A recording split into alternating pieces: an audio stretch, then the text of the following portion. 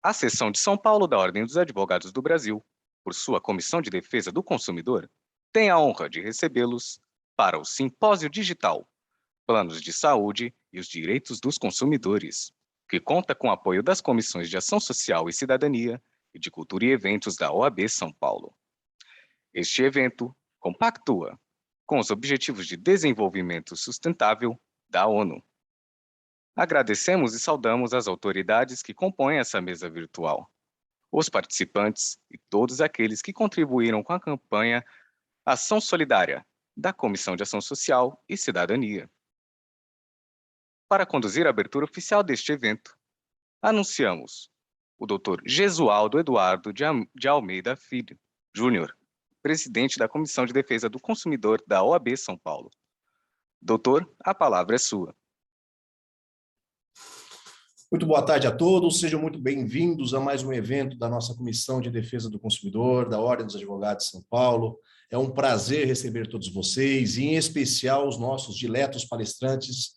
Dr. Rodrigo Roca, que prazer recebê-lo aqui, essa autoridade máxima do direito do consumidor no Brasil, secretário da Secretaria Nacional de Defesa do Consumidor, uma honra recebê-lo. Isso só faz com que estreitemos ainda mais os laços da nossa comissão com a Senacom, esse órgão tão distinto na proteção da defesa do consumidor. Como também tem se destacado na proteção de defesa do consumidor o nosso querido IDEC, um parceiro também desde o primeiro momento, ora representado pela doutora Ana Carolina, uma expoente da defesa do consumidor no tocante aos planos de saúde. E não poderíamos deixar também de convidar a doutora Vanusa, que é diretora, é presidente de uma associação, a Associação do Caso AMIL, e ela nos contará exatamente o que é esse caso, a proporção que esse caso tomou, que tipo de ação coletiva é essa que foi movimentada no nosso judiciário, em que pé se encontra, e que sirva de alerta para outros casos futuros nessa forma pouco convencional e também pouco republicana de cessão de direitos e deveres de beneficiários de plano de saúde a terceiras empresas. Então, tenho certeza que teremos um evento muito profícuo, muito dileto. E tenho certeza também que todos os outros palestrantes que me sucederão falarão na pura e exclusiva dimensão da defesa do consumidor. Claro, sempre dentro de razoabilidades e proporcionalidades, mas com esse viés. E me permitam, nesse momento, fazer um certo contraponto. Ao passo que, sim, é necessário, e nisso somos intransigentes com a proteção do direito do consumidor, também nós temos que levar em conta que uma relação digna de consumo é uma relação pautada pelo equilíbrio econômico-financeiro e cada vez mais, sobretudo a jurisprudência do Superior Tribunal de Justiça, tem dado voz, tem dado espaço para aquilo que nós chamamos de direito econômico, para a visualização não apenas de aspectos jurídicos, mas de repercussões também de índole econômica decorrentes dessas decisões judiciais. Já muito nós conhecemos o intervencionismo estatal nas relações privadas, ao que já chamamos de dirigismo contratual e ao que o Código de Defesa do Consumidor permite que o juiz modifique cláusulas abusivas, modifique situações de manifesta desproporcionalidade, ao passo que o Código Civil, sobretudo com as reformas advindas do princípio da liberdade econômica, tentam cada vez mais estabelecer uma rigidez nas relações privadas, tornando-as isentas de uma interferência estatal, sobretudo judicial. Basta ver a nova redação do artigo 421 do Código Civil. O Código de Defesa do Consumidor caminha para outra dimensão. A intervenção do Estado juiz nas relações privadas é a tônica. Isso ganha ainda mais fôlego com a lei do superendividamento, criando outras modalidades de intervenção judicial nessas relações privadas, e por que não dizer, em especial nas relações privadas que tratam da proteção de defesa do consumidor na seara dos planos de saúde. Entretanto, ultimamente, nós temos observado um superdimensionamento, uma hipertrofia da intervenção judicial nessas relações privadas. E tem sido um grito generalizado por parte das operadoras de plano de saúde, que algumas delas têm sido surpreendidas, com o perdão da redundância, com decisões surpresas, assim são chamadas as decisões, que determinam alguns tratamentos não convencionais, tratamentos não previstos no primeiro momento dentro das regras contratuais, tratamentos inusuais e tratamentos de grande valor econômico e de grande repercussão. Eu transito bastante na área das operadoras de plano de saúde, advogo também intensamente na defesa de médicos, na defesa de pacientes, nas relações de direito médico, e tenho notado que houve, dos tempos para cá, um aumento vertiginoso dos custos nos tratamentos médicos, nos tratamentos hospitalares. Quando a nossa Constituição Federal, lá no artigo 196, isso é objeto, inclusive, do meu estudo de pós-doutoramento na Universidade de Coimbra, quando ali trato sobre a judicialização das questões sanitárias, de índole pública, é verdade, mas quando o nosso Constituinte, lá no artigo 196, ele previa o acesso universal e gratuito à saúde, aquela saúde do Constituinte de 88 era de uma outra dimensão econômica, eram remédios de baixo custo, não era tão tecnológico, tão incrementada e tão custosa como é agora. As necessidades são infinitas, mas os recursos são finitos. Tanto os recursos públicos, que faz com que o Supremo Tribunal Federal se debruce sobre questões de ser obrigado ou não ao Estado conceder remédios de alto custo e tratamentos experimentais, como também o Superior Tribunal de Justiça se debruçar sobre questões de ser ou não o rol previsto pela Agência Nacional de Saúde, ser ele exaustivo ou ser ele meramente exemplificativo, apenas um padrão mínimo de atendimento pelas operadoras de plano de saúde. Assim, esses planos de saúde, esses contratos de planos de saúde, mantidas com operadoras de plano de saúde devidamente registradas à Agência Nacional de Saúde Suplementar, elas têm um regramento específico, a Lei 9656 de 98, que é um marco no sistema legislativo nacional, quando falamos de operadoras de plano de saúde. E é um marco sob várias perspectivas e sob vários vieses. Um marco porque é a primeira vez que nós teremos um tratamento legislativo específico sobre a questão. Até então, os direitos e deveres dos beneficiários dos planos de saúde, anteriormente chamados de usuários, e que agora são chamados de beneficiários, eles eram regidos tão somente por cláusulas contratuais. E cláusulas contratuais livremente pactuadas e muitas vezes de forma desproporcional em desfavor desse consumidor. A Lei 9656 de 98, em bom tempo, surge, criando rol de atendimento mínimo, no artigo 10, determinando algumas exclusões. Aliás, criando rol de atendimento mínimo no artigo 12 e criando algumas exclusões legítimas aos planos de saúde, que poderiam e não deveriam deixar de dar atendimento em algumas questões, por exemplo, cirurgias plásticas, reprodução assistida, entre outras de diferentes vieses. Mas talvez o grande traço diferencial dessa lei, a grande inovação, a grande novidade foi a criação da Agência Nacional de Saúde Suplementar.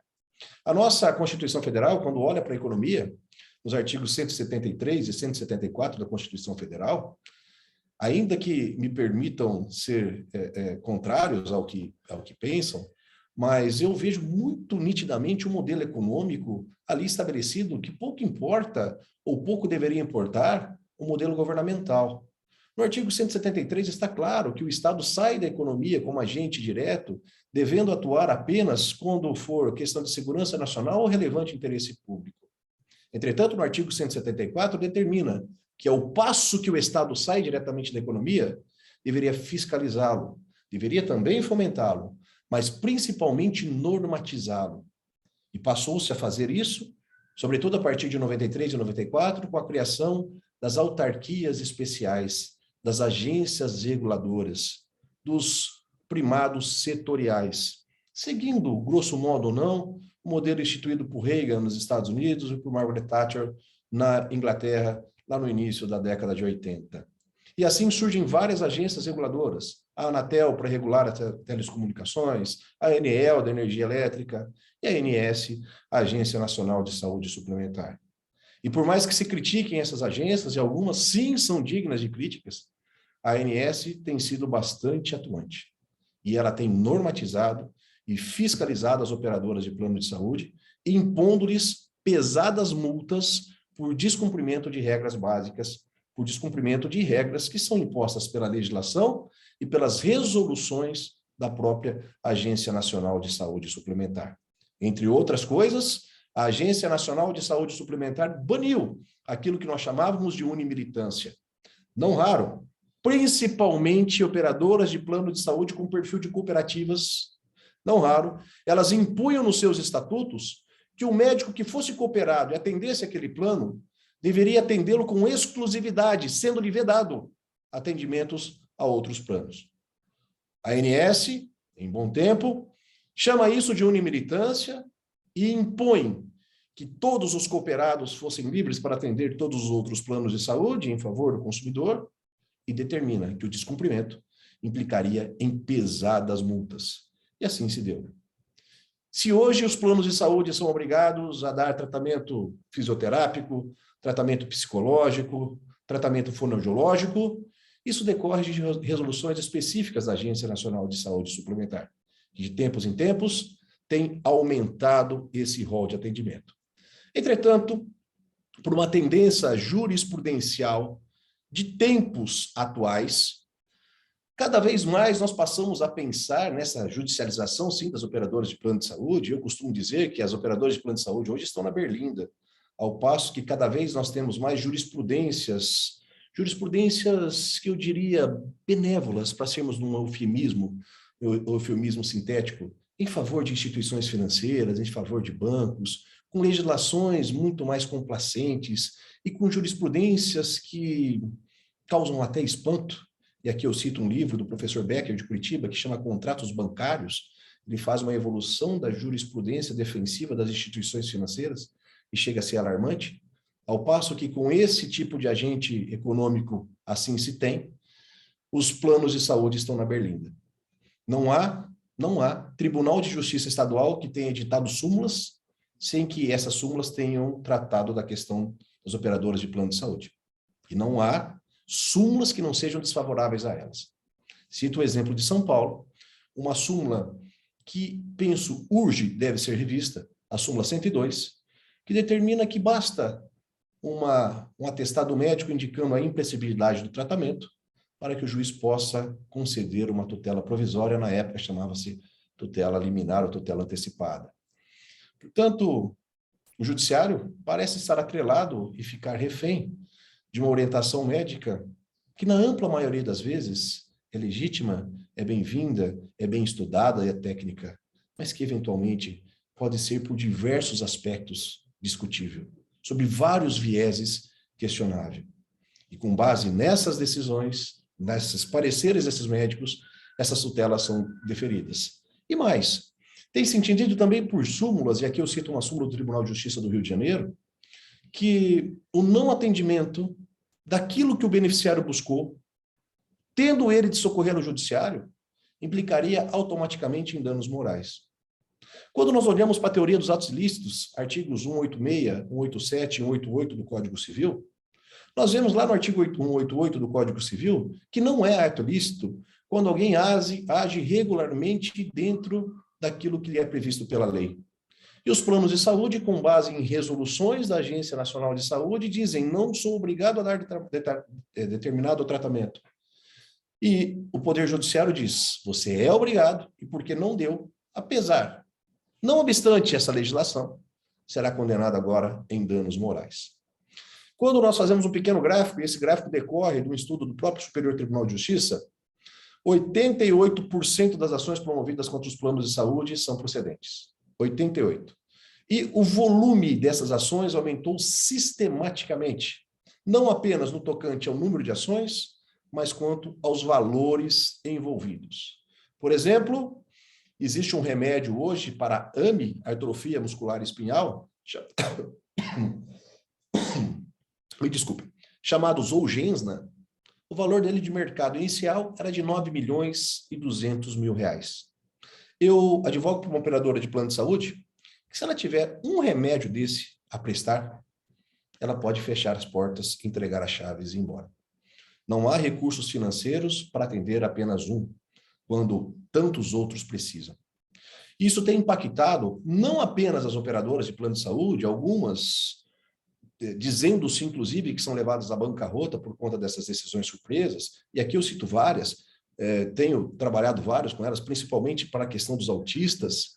É sim necessário que os autistas tenham o seu atendimento, aqueles atendimentos que são prestados de acordo com aquilo que é mencionado pela Agência Nacional de Saúde dentro das suas resoluções, mas a todo momento pululam tratamentos que são grife, como, por exemplo, o método ABA, o método trainee, que são, sim, métodos eficientes, mas que podem ser substituídos por outros muito semelhantes, sem a mesma grife. Entretanto, quando vem a especificidade do médico, é esse tratamento que precisa, muitos juízes deixam de considerar que há métodos semelhantes, similares, prestados pela própria agência, pela própria operadora de plano de saúde. E esses métodos trainee e métodos ABA, eles precisam ser, na maioria das vezes, franqueados, o que implica num aumento vertiginoso de preço e, sobretudo, no monopólio de quem presta serviços, impondo os valores como bem lhes aprouver. E tudo isso impacta de forma negativa no equilíbrio econômico-financeiro de um plano. E naquele jargão nosso do interior, eu falo aqui de Assis, do interior do estado de São Paulo, e aqui no interior a gente fala que não existe almoço de graça. Se alguém come, alguém deve pagar. Os contratos coletivos, por exemplo, quando os valores são extremamente altos para tratamento de um ou dois, todos os demais custearão esse encargo. Por isso, sim, é possível que nós tenhamos tratamentos que devem e precisam ser prestados a contento, porém dentro de balizas que sejam balizas razoáveis. O Superior Tribunal de Justiça agora se pauta com um julgamento que pode ser determinante. Deverá o rol apresentado pela Agência Nacional de Saúde Suplementar ser exemplificativo ou ser exaustivo? Segundo o ministro Salomão e o ministro Humberto Martins, esse rol é taxativo. Entretanto, esse rol deveria ser revisto com uma semestralidade, através de estudos técnicos. Ao passo que a ministra Nancy Andrighi diz, não, esse rol é exemplificativo. A saúde está acima de qualquer equilíbrio econômico-financeiro. A saúde, a vida do cidadão, não pode ficar à mercê de aspectos quantitativos, econômicos e financeiros. Claro, é muito polêmico espelharmos qualquer uma dessas duas teses ou aceitarmos essas teses de forma inquestionável, de forma invariável. As realidades da vida cotidiana são muito mais criativas do que o legislador e do que o julgador. A casuística dirá se a imprescindibilidade daquele tratamento se faz presente e qual o custo econômico-financeiro que dele se espera. Entretanto, é necessário, e eu não gosto dessa expressão, longe dela. Aliás, eu tenho um texto publicado na revista da Justiça Federal, que eu chamo assim, segurança jurídica, a paz que eu não quero ter, fazendo até coro a uma música do Rapa, que eu gosto muito. Sobre o argumento da segurança jurídica, muitas atrocidades jurídicas já foram feitas. Mantém-se o que tem, punindo-se aqueles que já estão punidos. Eu penso que essa segurança jurídica, conquanto um princípio constitucional esculpido no artigo 5º, ele também precisa ser revisitado, é verdade. Entretanto, é necessário que nós tenhamos uma certa previsibilidade de valores para que nós possamos atuar no mercado. Tanto assim, que aqui faço um paralelo, o professor Fábio Lua Coelho, ele descreve que, lá na minha faculdade, quando eu fui aluno de Direito, meu professor dizia assim, os contratos de seguro são contratos aleatórios, não são mais contratos comutativos. Eles são aleatórios porque eles ficam à mercê da alha, da sorte, do imprevisto. E Fábio Lua Coelho dirá, mentira, esses contratos de seguro hoje são tão pormenorizadamente estudados do ponto de vista do mercado, que as seguradoras sabem exatamente qual é o risco delas e calculam esse risco com base no prêmio que elas recebem. E prêmio é aquilo que se paga à seguradora. Também se fala dos contratos de plano de saúde dentro dessa comutatividade, porém dentro de um mutualismo generacional. É necessário um equilíbrio, até para que quem gaste mais seja suportado por aquele que gaste menos e que esse pague um pouco mais. Esse mutualismo intergeracional, sim, deve se fazer presente, mas ele também não pode ser absoluto. Quando nós olhamos para os princípios que norteiam as relações consumeristas, os princípios consumeristas, lá do artigo 4º, notadamente no inciso 2, ali se previu o equilíbrio das relações econômicas e financeiras. É claro que nós temos que defender o consumidor, ele é o vulnerável por excelência, ele é o hipossuficiente, na maioria das vezes, a ser demonstrado de forma processual. Entretanto, não sempre, não necessariamente sempre. E também, quando nós pensamos as relações de consumo, nós temos que envidar esforços no sentido de que não devemos levar à bancarrota o fornecedor que do outro lado está. Não é demonizar o fornecedor, não é demonizar operadoras de plano de saúde. Como nós veremos, algumas precisam ser punidas sim, e a doutora Vanusa falará disso. Algumas agem de forma maliciosa, faltando com o mínimo da boa-fé possível. mas não se pode generalizar todas a ponto de pensar que aquelas que têm um equilíbrio financeiro muito tênue. E hoje, para vocês terem uma ideia, com essa pandemia, as operadoras de plano de saúde tiveram um aumento vertiginoso de gasto, da ordem de mais de 23%. E o aumento autorizado pela Agência Nacional de Saúde Suplementar o ano passado para os planos individuais foi negativo, menos 8%, salvo engano. Então, se eu pagava no meu plano individual, é verdade, R$ 1.000 no ano passado, nesse ano eu vou pagar 920. E, em média, o meu gasto aumentou significativamente. As operadoras de plano de saúde já têm um regramento muito específico da ANS que exige o equilíbrio financeiro delas, sob pena, inclusive, de intervenção. E tem sido difícil nós encontrarmos hoje uma delas que não estejam à mercê de riscos econômicos financeiros significativos. Portanto, o fortalecimento do consumidor, e precisa ser fortalecido, é fazer com que ele busque, com que ele tenha direito aquilo que lhe é elementar, que lhe é fundamental, não apenas aquilo que lhe é básico, mas aquilo que lhe seja pertinente ao seu tratamento, entretanto, dentro de balizas pertinentes. Caminhando aqui para o encerramento, eu tenho um caso concreto com o qual eu trabalhei recentemente. Existe um método científico de fisioterapia para crianças até os 11 anos, chamado método Trainee, até os 11 anos. E uma senhora de 40 anos, ela pediu esse método. O juiz nega a liminar no primeiro momento, e aqui em São Paulo, por conta da alta densidade de ações de caráter sanitário, não apenas de operadores de plano de saúde, mas também demandas contra o poder público, o Tribunal de Justiça tem um núcleo de estudos e os juízes, muitas vezes antes do estudo de aprovação de uma decisão provisória, de uma tutela provisória, se socorrem a esse núcleo. E então esse juiz pede orientação para o núcleo. E o núcleo dá um parecer dizendo: o método não é adequado para um maior de 41 anos, não tem adaptabilidade, não há resultados que sejam cientificamente demonstrados. Nós, na nossa base, apresentamos também argumentos de defesa à exaustão quanto a isso. E sobrevém a decisão dizendo: vai dar um método específico da forma como aqui está, sob pena de uma multa diária de R$100 mil. São esses abusos do Poder Judiciário, por mais eivados de boa-fé que possam ser, eu diria, por mais entumecidos de uma visão estritamente jurisdicional, se não jurídica, mas deixando de lado alguns outros aspectos que precisam ser sopesados, aspectos técnicos específicos e principalmente aspectos econômicos.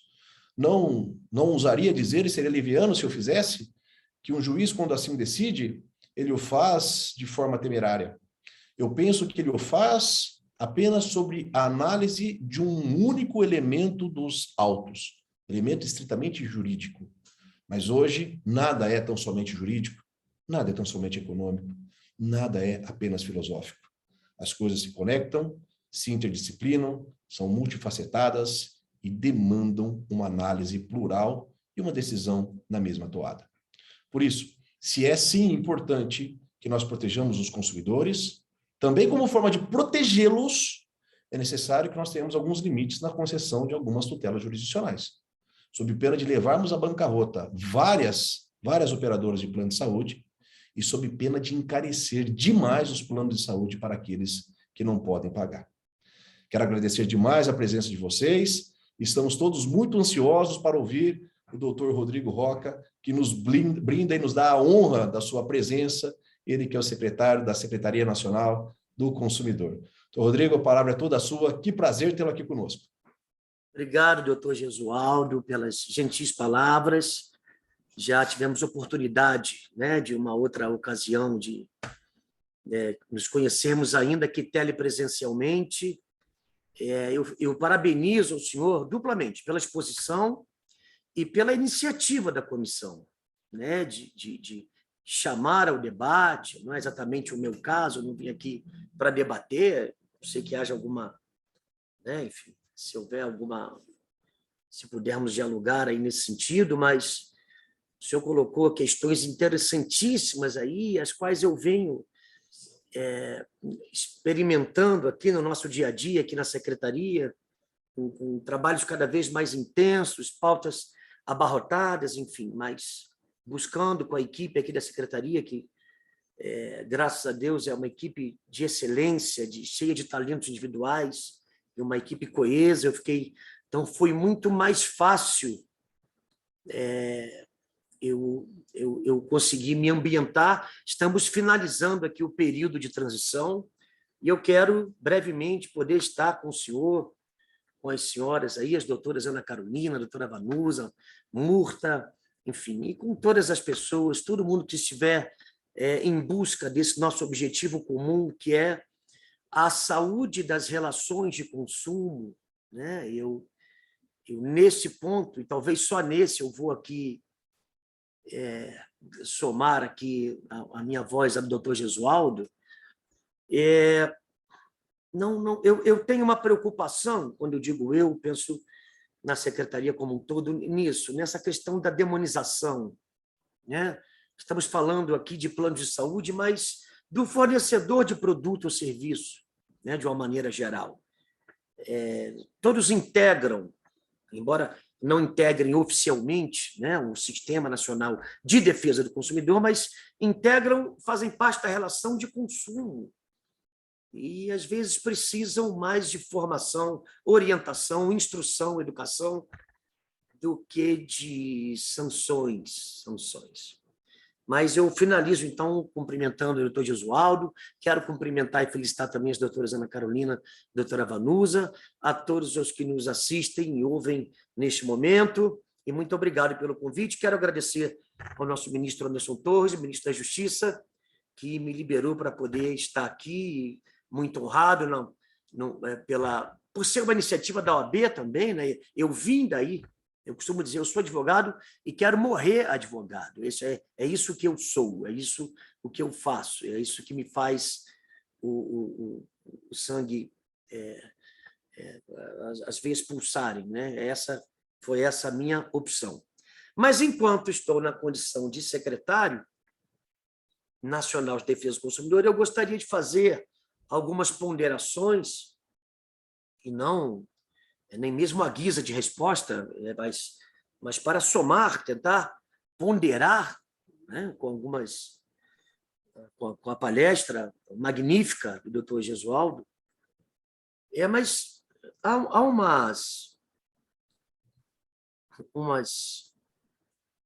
uns apontamentos que, isoladamente, ou seja, como dizia o ministro Eros Grau, quando visto em tiras, eles impactam. Então, há empresas, há operadoras dos planos de saúde que têm um equilíbrio financeiro muito tênue. Né? É verdade. E o doutor Gesualdo pontuou isso muitíssimo bem. Mas o pensamento que me vem imediatamente após essa assertiva é o seguinte: a saúde das pessoas não pode ficar à mercê de equilíbrio financeiro. Se não há condição concreta, plena, de se arcar com o mercado que eles conhecem antes de ingressar, é melhor trabalhar uma marca de roupa, uma grife, uma uma rede de fast food, mas não com a saúde. Com a saúde, a última coisa que se vai pensar, mas numa lista de 10, ela seria lá a 11ª, é o equilíbrio financeiro, porque aquele que está ali entubado, precisando de uma liberação urgente, desses mesmos juízes aí, para ver se ele consegue o atendimento do plano de saúde, que volta e meia só consegue falar através de vozes eletrônicas previamente gravadas ali, ele não dá para pensar em equilíbrio financeiro. Então, isso é algo que nos preocupa muito. O caso da AMIL chegou aqui também, e como todos os outros, será analisado. Eu já adianto aqui, isso é uma questão de perfil meu, em razão da minha curva de vida profissional, em razão das minhas convicções. Acho que já tive oportunidade de dizer, doutor Gesualdo, não me lembro se foi nessa ocasião, mas eu estou acabando de aparelhar, estamos terminando a transição agora, né? Estou aqui 1 mês e 10 dias. Nós estamos terminando de aparelhar o setor de sanções. Então, quando essa engrenagem estiver funcionando da maneira que se espera, pelo menos numa gestão que eu penso ser estar num ponto ótimo, aí eu vou passar imediatamente para a Escola Nacional de Defesa do Consumidor, para justamente que não haja surpresas, para que o consumidor seja informado dos seus direitos, com todas as ferramentas das quais o Sistema Nacional de Defesa do Consumidor, não só a Senacom, já dispõe para que elas estejam cada vez mais otimizadas, sejam cada vez mais otimizadas e postas à disposição do consumidor / fornecedor de produto ou serviço também. Nós temos aqui o consumidor.gov, que tem a participação bem ativa do fornecedor de produto ou serviço. Nós temos o próprio consumidor do outro lado, geralmente é um CPF para um CNPJ, mas nós temos também o Proconsumidor, nós temos também o SINDEC, que é uma ferramenta que já conta com 600 PROCONs credenciados, filiados, agregados, enfim. Então, com todo esse arsenal, por assim dizer, que se espera, na análise dos dados, se traçar diretrizes, que é a função precípua da Senacom. Se engana quem pensa, e isso está no imaginário coletivo, infelizmente. Muitas pessoas que estão do lado de lá do balcão, claro, né, pensam que a Senacom é o PROCON de Brasília. Isso é algo que chama muita atenção, porque é muito recorrente esse pensamento. Não, Brasília, o Distrito Federal, tem o seu PROCON, que é muito atuante, muito bem aparelhado, aliás, o doutor Marcelo, que é o diretor lá, e a Senacom, que por sua envergadura nacional, ela tem uma preocupação, um objeto, melhor dizendo, mais abrangente. Então, basicamente, os PROCONs atuam do ponto de vista local, seja estadual, seja municipal, e a Senacom se ocuparia de questões macro, às vezes as mesmas, mas as questões que transcendem uma unidade federativa ou, ainda que no mesmo ente federativo, que tenha uma repercussão nacional, como, por exemplo, a dos planos de saúde, porque o consumidor viaja na primeira acepção da palavra, viaja se deslocando, que eu quis dizer, antes que haja alguma outra interpretação. O consumidor ele se desloca, vamos dizer assim.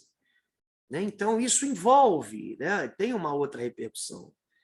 E aí, que me parece, pelo menos é a minha leitura, e sei que é a da maioria dos operadores do direito e do segmento, do direito consumerista e desse segmento, esse é o viés da Secretaria Nacional do Consumidor, criada em 2012 pelo decreto 7738, que faz agora, portanto, no dia 28 de maio, 10 anos de existência, haverá o decenário aí da Secretaria, e esperamos ter muito mais ainda motivos para comemorar. E comemorar em que sentido? Em que sentido? Eu trago aqui, já que estamos falando de plano de saúde, um balanço do ano de 2021. Eu falei das 3 ferramentas, o SINDEC, o consumidor.gov e o Proconsumidor, são todas, as 3 são ferramentas virtuais. E eu extraí aqui o boletim do consumidor.gov, que é do ano de 2021, que diz o seguinte: planos de saúde, índice de reclamação, 77,9%, nas questões de convênio, autogestão, seguro-saúde. Plano odontológico, convênio, autogestão, seguro-saúde também, E os produtos relacionados à saúde, exceto medicamentos, próteses, aparelhos corretivos, auxiliares, etc. 1%, medicamentos com 0,5%, demais seguros, exceto habitacional, evidentemente, com 0,1%. Dentre essas demandas, mais detalhadamente, nós temos o saque, demanda não resolvida, não respondida ou respondida após o prazo, com 9,3%, dificuldade, atraso na devolução de valores pagos, reembolso, retenção de valores, com 8,1%, cobrança após cancelamento de serviço, 7,9%, negativa de cobertura total parcial ou demora injustificada, 6,7%, cobrança indevida ou abusiva para alterar ou cancelar o contrato, 6,3%. Em números, isso somaria de 2020 até hoje, abril de 2022, 56 mil. 56 mil reclamações de todo o sistema, né?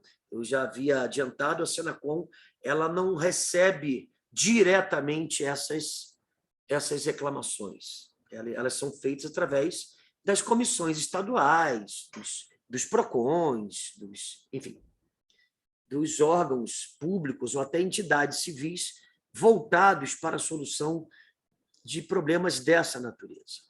Eu dizia, sobre os motivos para a comemoração, eu penso em otimizar esses números, mas numa relação inversa.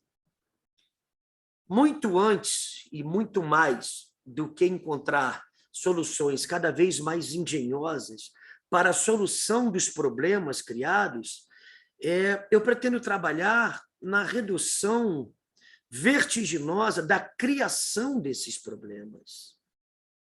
E como é que se faz isso? Se, de um lado, não se pode demonizar, do mesmo, mas numa outra faceta, não se pode ignorar o fato de que há uma prática recorrente no segmento que afeta sobremaneira e negativamente a vida do consumidor. É claro que, eu costumo dizer isso, né? Assim, o nosso objetivo primeiro, mas é só o primeiro, é o de educar, orientar, mediar.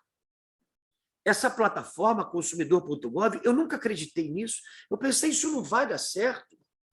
Nesse Cone Sul nosso aqui, sem uma mediação, sem ter a figura de alguém usando uma beca, uma coisa, enfim. A pessoa vai procurar o fornecedor, reclamar e vai ser atendido. Isso não vai dar certo. Deu.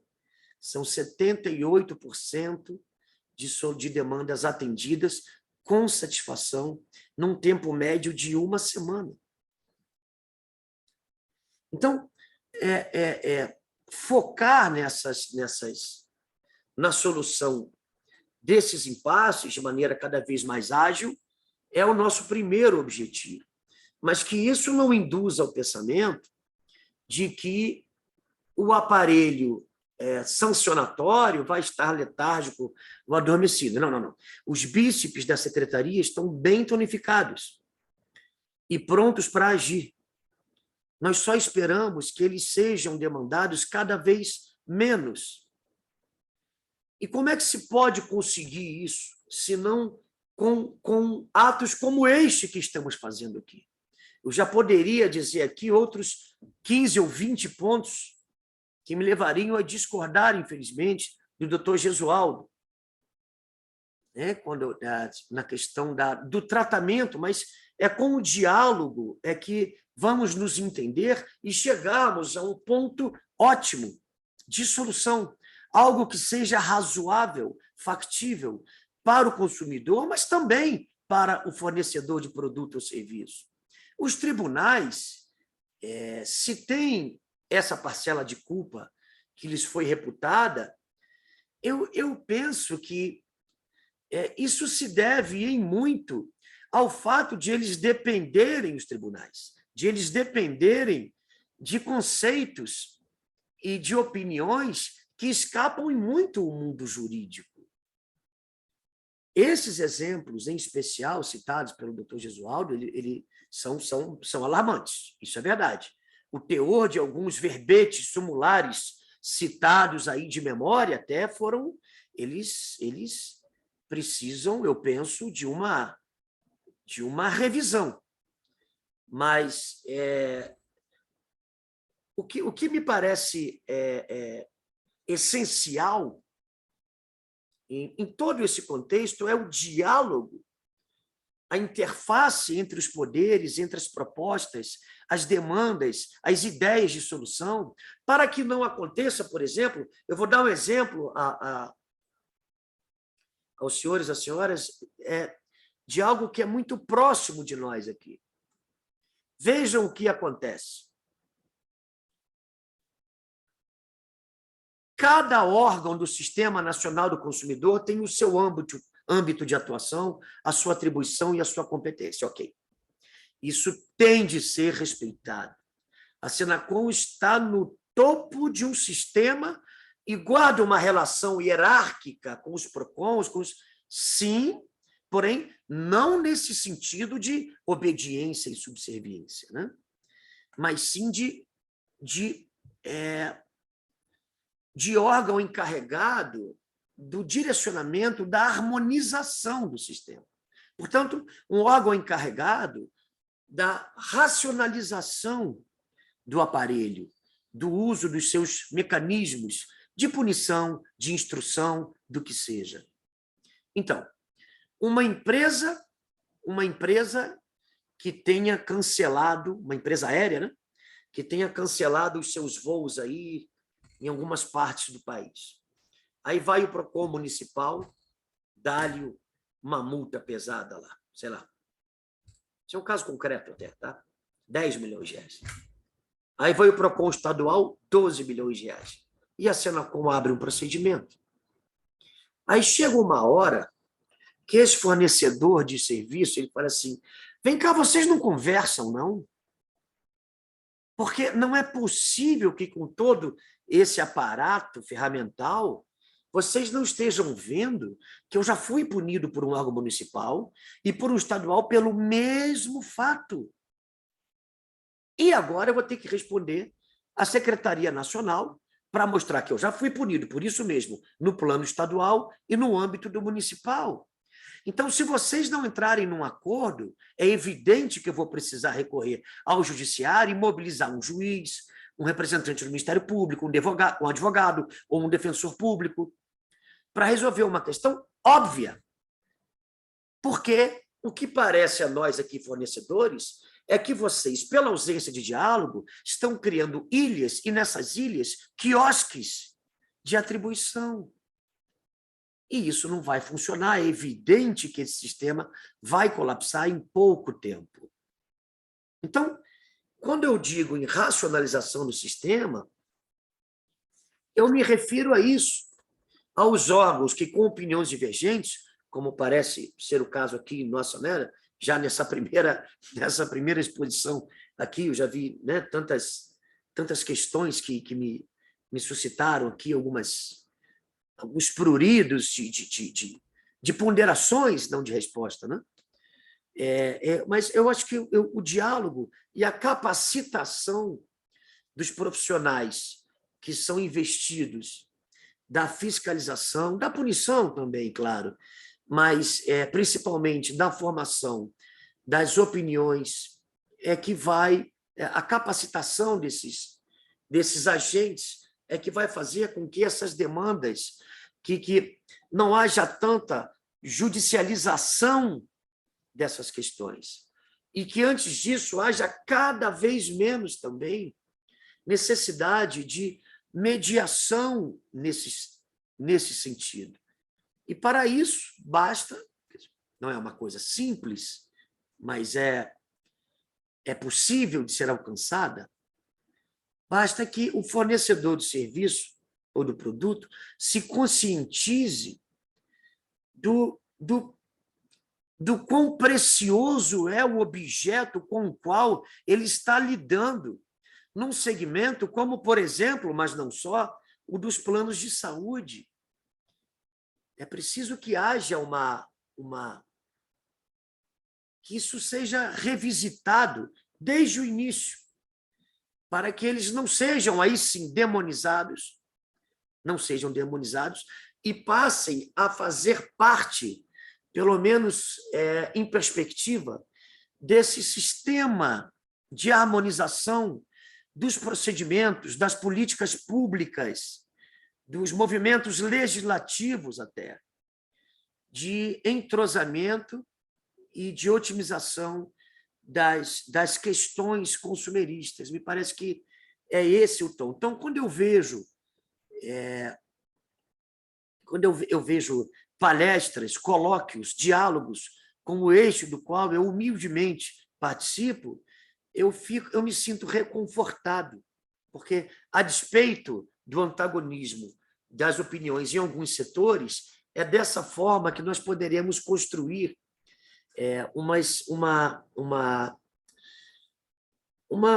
não um futuro, mas um presente melhor para o quadro que tem se apresentado, com esse número alarmante de reclamações e de soluções que ainda carecem de propostas, né, de melhoria enfim, de aparelhamento até.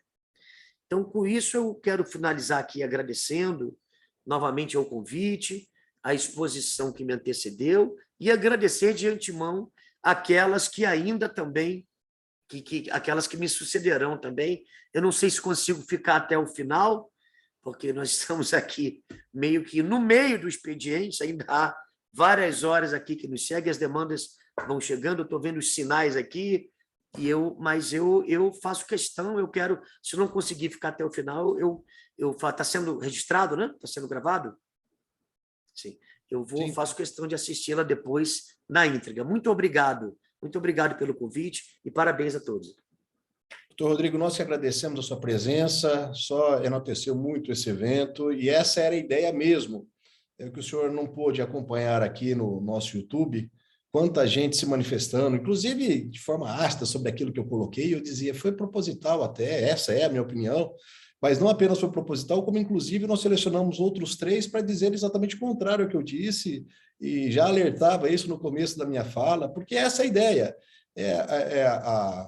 o multiculturalismo, esses vários vieses que as visões de mundo nos permitem, é isso, não existem verdades absolutas, nós estamos na construção, isso é a dialética que já vinha dos gregos, é a ideia contra a ideia para se chegar a uma conclusão, ninguém tem aqui um ponto final, nós queremos reticências, é necessário que nós disputamos as coisas, é necessário que nós tragamos à pauta, né, novos valores, novas visões de mundo, aquilo que a caverna ficou em Platão, né? Hoje é necessário que nós coloquemos a cabeça para fora, e assim como Zygmunt Bauman falava, estamos na época da modernidade líquida, dessas verdades que se desconstroem, das facilidades que desconstroem, né?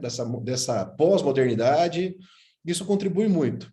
Então, pessoal, olha só, vocês que estão aqui, e vários comentários assim, muito interessantes mesmo, a Itla aqui bem fervorosa aqui na defesa, Gesualdo, Hall da NS Mata, a doutora Viviane aqui também dizendo para que se demonstrasse alguns outros métodos que eu falei, do método ABA. Está sendo muito interessante o debate que nós estamos tendo aqui nesse momento no YouTube, e agradeço a presença de todos.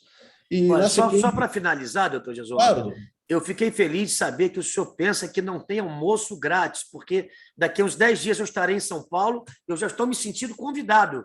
Eu não vou levar nem carteira. Vai ser um prazer, é só nos avisar, será um prazer recebê-lo. E o Autismo Legal... Eu vou visitá-lo, vai ser um prazer. Muito obrigado pelo convite mais uma vez. O Autismo Legal, não sei quem ela está dizendo aqui, ó, se o propósito era provocar, deu certo. Ela com um tom aqui indignada. Então, que bom que deu certo, Autismo Legal. Era isso, essa aí mesmo a ideia. Cada um tem aqui a sua forma de pensar, né, a sua forma de conjecturar, e respeitando-se mutuamente, formamos a dialética, o debate para levar à conclusão, se é que é possível chegar a uma conclusão em um tema tão multifacetado como esse. E gostaríamos muito, então, agora de ouvir na sequência a doutora Vanusa, né, doutora, que vai nos apresentar o caso AMIL, exatamente, muitos estão dizendo aqui, Eu disse há pouco, falei, olha, se o seu plano, não me lembro aqui, se o seu plano não lhe atende condignamente, mude de plano, busque um outro plano que seja melhor. Inclusive, hoje não existe mais carência, e alguns estão dizendo, a ANS é subserviente aos planos de saúde. Não, a própria ANS que disse que nessa migração de plano não há carência. Entretanto, a doutora Vanusa vai nos contar de um caso escabroso que nós escolhemos a dedo para chamá-la aqui, ela que é advogada da Associação dos beneficiários do Plano Amil. Doutora Vanusa, que prazer tê-la aqui conosco, é uma honra. E que legal agora uma outra visão ainda, uma visão das ações coletivas, de como essas associações podem proteger o consumidor. A palavra é toda sua. Doutora Ana Carolina, doutor Rodrigo Roca, eu os cumprimento através do doutor Gesualdo, que preside a Comissão Permanente de Direito Ambiental, nosso pós-doutor, que com muito brilho organizou esse evento, elegendo grandes nomes, e estou me referindo à doutora Ana Carolina, ao doutor Rodrigo Roca, para falar sobre esse tema da maior relevância. E, em nome da associação, na qualidade de presidente da Associação Vítimas Amil, eu parabenizo ao contraditório, porque isso é essencial para a realização do direito, para conhecermos os fatos, os argumentos e bem conduzirmos para uma melhor solução. Falando agora sobre a parte que me compete, para a qual fui eleita para dispor, que é exatamente o caso Amil e a proteção do consumidor. No dia 27 de dezembro de 2021, os consumidores da Amil foram surpreendidos com um aviso de que, a partir do dia 1º de janeiro de 2022, ou seja, do ano em curso, os planos de saúde pessoa física seriam transferidos para a APS. No mesmo comunicado, a Amil informou que a APS pertence ao mesmo grupo econômico e afirmou que nada mudaria para os consumidores. Ocorre que, ainda no curso de 2021, antes mesmo do comunicado, transformações estavam em curso, descredenciamentos atípicos foram promovidos. A Operação Amil estava em pleno vapor. A UHG, empresa americana que controla a Amil, sem compromisso com o direito à informação vigente em solo nacional, promoveu atos para a transferência do controle da APS para terceiros. Frise-se que estava em andamento o esvaziamento das garantias contratadas.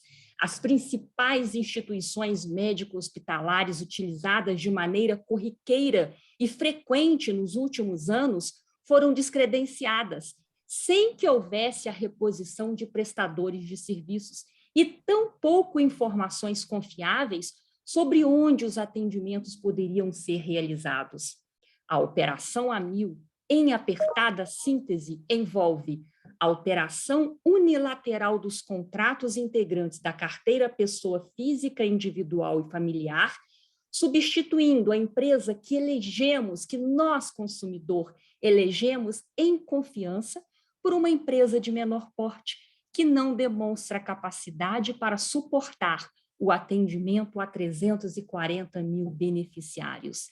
Vale destacar que o contrato que a Amil assinou com os consumidores trata-se de contrato de longa duração, o contrato cativo, modalidade que demanda permanência, demanda continuidade, porque pela natureza do contrato fixa a dependência do beneficiário com o fornecedor do serviço. Note-se que o plano pessoa física, objeto da Operação Amil, atuou diretamente para construir as bases da Amil, as riquezas, a solidez da empresa Amil. Entretanto, com o tempo, os outros tipos de contrato que repercutem maior enriquecimento foram modelados no mercado. E nós, clientes pioneiros, envelhecemos, ou seja, atingimos o momento de potencial aumento da demanda de utilização dos serviços, sem ao menos imaginar que a Amil estava planejando uma operação de descarte. Há quanto tempo? A considerar o esvaziamento da rede credenciada faz tempo. A Operação AMIL aparenta irregularidades diversas, tais como a transferência de contrato sem a autorização do contratante. A única exceção admitida pelo Código Civil é a cessão de crédito, matéria regulada pelo artigo 286. O que a AMIL fez é outra coisa. A AMIL cedeu contratos e contrato cativo. A associação já fez uma live com o professor José Fernando Simão, da Faculdade de Direito da USP, grande especialista em direito civil, que muito bem situou esse tema. E a transferência de contrato se fez num ambiente com informações nebulosas, inadequadas e incompletas, valendo ainda destacar a questão do repasse de dados sensíveis sem o consentimento do consumidor. O pacote da operação abarca negativas de atendimento e tratamentos historicamente cobertos, negativas diretas e muitas indiretas, pouco visíveis. Descredenciamento da rede conveniada num volume expressivo, sem o necessário e prévio comunicado ao consumidor e sem a substituição por rede equivalente. Flagrante violação ao artigo 17 da Lei dos Planos de Seguros Privados de Assistência à Saúde.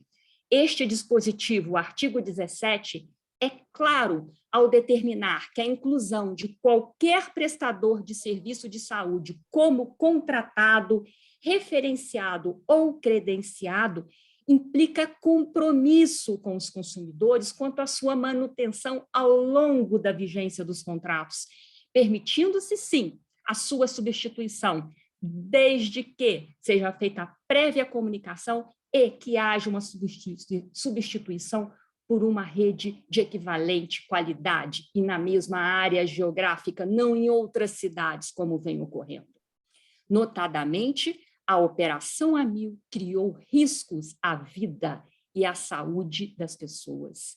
De sujeitos de direitos, nós fomos guindados para uma categoria de sujeito a riscos.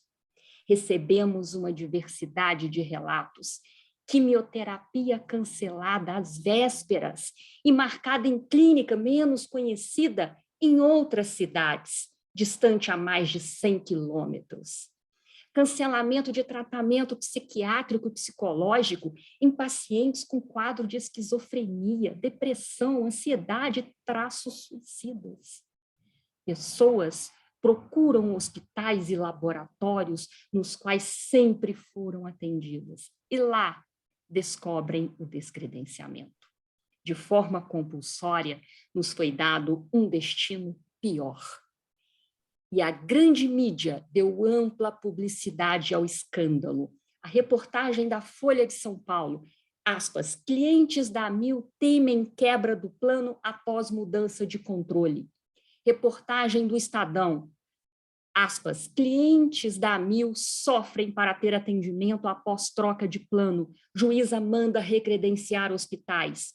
Reportagem da Band, do jornal da Band, aspas, clientes da AMIL são prejudicados por cortes no atendimento. Reportagem do portal UOL, aspas, tenho câncer e não posso tratar. Clientes da AMIL criticam troca de plano. Neste cenário de rebaixamento de direitos e risco criado, nasceu a Associação Vítimas AMIL.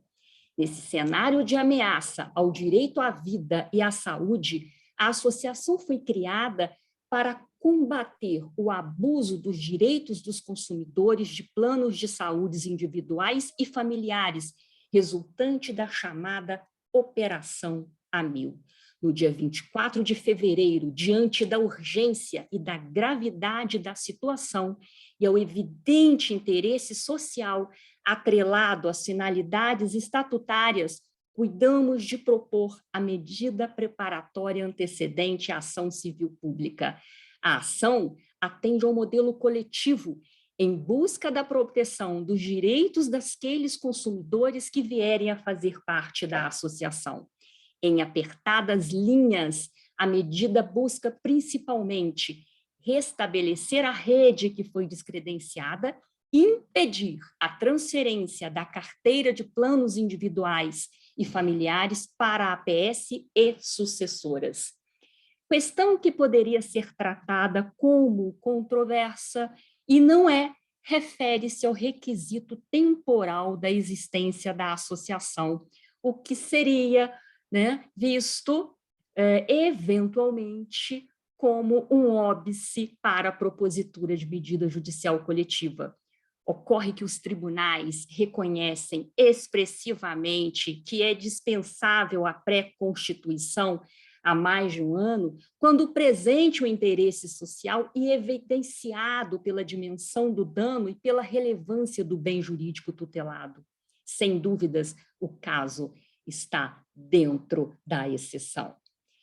Nesse sentido, o Ministério Público Estadual de São Paulo manifestou-se na nossa ação e concordou com os pedidos formulados pela associação, destacando que a Promotoria de Justiça está recebendo diversas reclamações no mesmo sentido, o que leva a crer que não se trata de um fato afeta um pequeno grupo de consumidores, mas sim de uma manobra para causar danos a milhares de beneficiários do plano que se veem, no momento, desassistidos.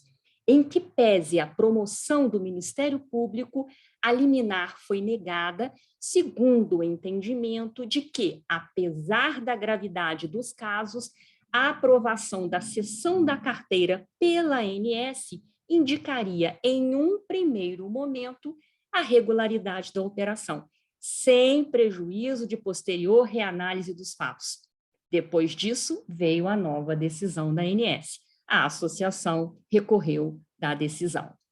O advogado da associação, Dr. Lucas Akel, destacado pela excelência de sua advocacia contenciosa civil, societária de mercados de capitais, hoje mesmo esteve debruçado na redação final da ação civil pública, através da qual a associação requer a manutenção ou a concessão das liminares pleiteadas na medida antecipada referenciada, a declaração de nulidade ou ineficácia da cessão da carteira de planos de saúde para a APS, a declaração de nulidade ou ineficácia da operação de venda da APS para os outros réus da demanda, e também a condenação dos réus ao ressarcimento dos danos materiais sofridos pelos associados, danos morais coletivos e danos sociais, tendo em vista que isso afeta aos 9 milhões de consumidores que mantêm este mesmo tipo de contrato com outras operadoras. Além da atuação judicial, a associação atua em inúmeras frentes e cresce o apoio institucional que recebe. O Parlamento, no dia 1º de abril, através do deputado Paulo Teixeira, juntamente com o deputado Reginaldo Lopes, protocolou representação no Ministério da Justiça e no Ministério Público Federal. Na representação, o Parlamento, em manifestações de altíssima qualidade e cunho social, requer que o Ministério da Justiça e o Ministério Público Federal também se juntem no esforço de investigar as irregularidades e buscar a construção de uma solução para que os interesses dos beneficiários não pereçam diante dos abusos que vêm sendo cometidos.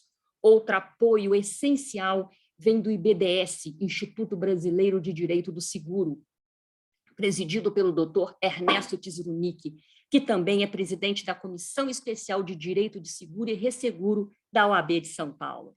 O IBDS ingressou no processo requerendo sua admissão como amigo da Corte, de modo a colaborar com o enriquecimento do debate, que é o que nós todos estamos fazendo aqui hoje, nessa casa tão magnífica.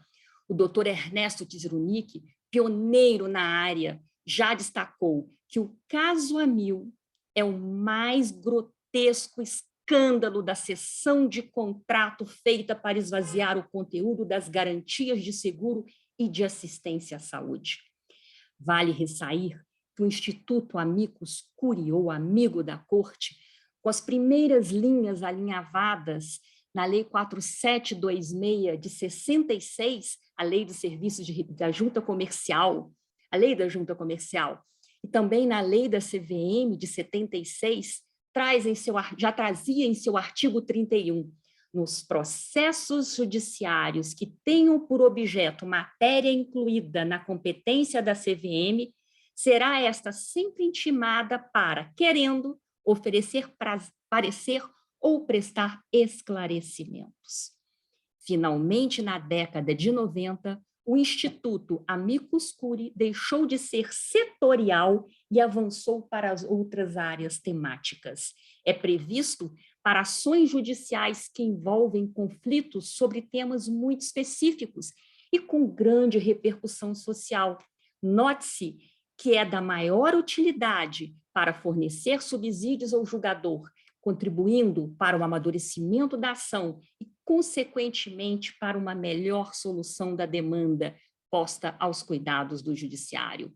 Na última semana de março e no dia 1º de abril, a associação formalizou reclamações perante o PROCON Rio, Paraná e São Paulo, perante o IDEC, perante o Conselho Federal de Medicina e perante a ANS.